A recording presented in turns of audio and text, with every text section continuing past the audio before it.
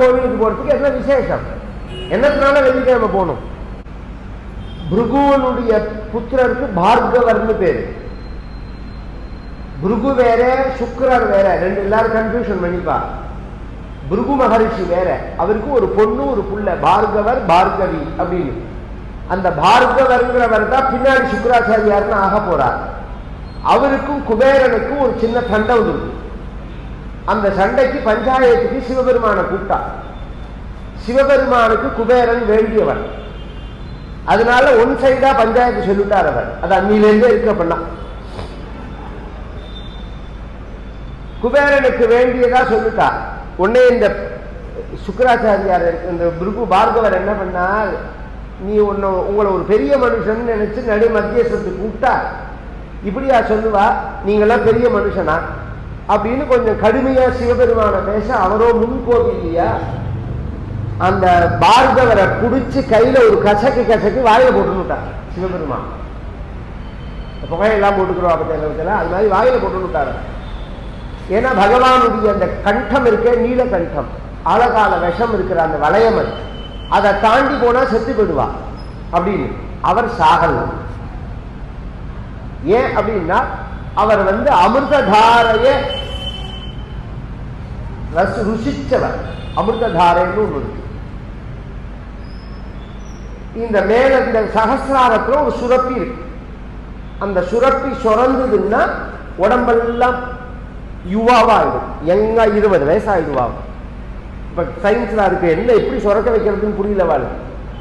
யோக சாஸ்திரத்துல அதுக்கு ஒரு வழி இருக்கு. இந்த நாக்கு இருக்கு பாருங்க, அதை அப்படியே நீட்டி நீட்டி மடக்கி உள்ள கொண்டு போய் உள் பக்கமா போய் மேல தொடணும். அதை தொட்டா அது சுரக்க ஆரம்பிக்கும். இப்படியே நீங்க உள்ள போய் தொடர்றது இருக்கட்டும், வெளியில நீட்டி மூக்கையே தொட முடியாது. நாக்கால மூக்க தொடங்க பார்ப்போம், அதுவே முடியாது. அது உள்ள போய் தொடர்றது எங்க இருக்கு? இவர் சாகல்ல சுக்கராச்சாரியா. நான் சாகல்ல, நீ சாகல்லைனாலும் வயத்தை விட்டு எப்படி வருவேன்னு கேட்டார் பகவான். உடனே அம்பாளை குறித்து ஸ்தோத்திரம் பண்ணினார். கொனக்காஞ்சீதமா கரிகலப கும்பஸ்தன நட பரீட்சிணா மத்தியே பரிணத சரச்சந்திரவதனா தனுர்பாணான் பாசம் ஸ்ரீனிமபி ததானா கரதரைஹி புரஸ்தாதாஸ்தன்னஹ புரமதிதுராஹோ புருஷிகா. அம்பாள ஆச்சாரியால் பிரார்த்திக்கிறாள், எனக்கு முன்னாடி நிற்கணும். குணக்காஞ்சிதாமா கலிகலப கும்பஸ்தன்னதான். அது மாதிரி சிவபெருமானுக்கு முன்னாடி அம்பாள் நின்னா. உடனே சிவபெருமான் தன்மயமாகி மெய்மறந்து அவருடைய சுக்லமானது வெளியில வர, அந்த சுக்ல பாத வழியா இவர் வெளியில வந்துட்டார். யார்? இந்த பார்கவர்.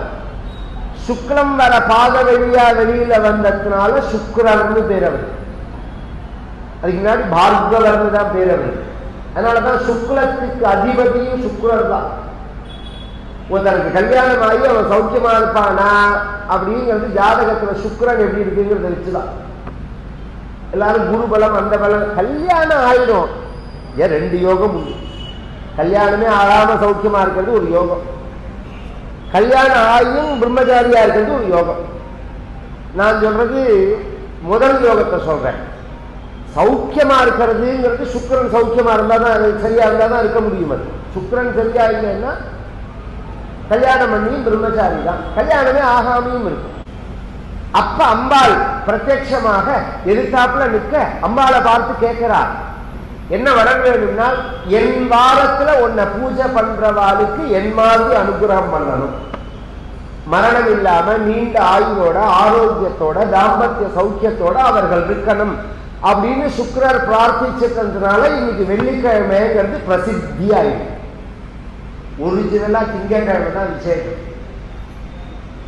சாஸ்திரத்துல சோமவாரம் தான் விசேஷம். ஆனா இன்னைக்கு வெள்ளிக்கிழமை பிரசித்தி ஆயிடும். ஏன்னா இந்த மாதிரி ஸ்திரீகாரகன் சந்திரன் தான். இந்த மாதிரி சுவாசினி பகவதி கோபான் மனோஜ் இதெல்லாம் நான் நினைச்சோம். இதெல்லாம் விட்டுட்டு போயிட்டோம்னு வச்சுக்கோங்க.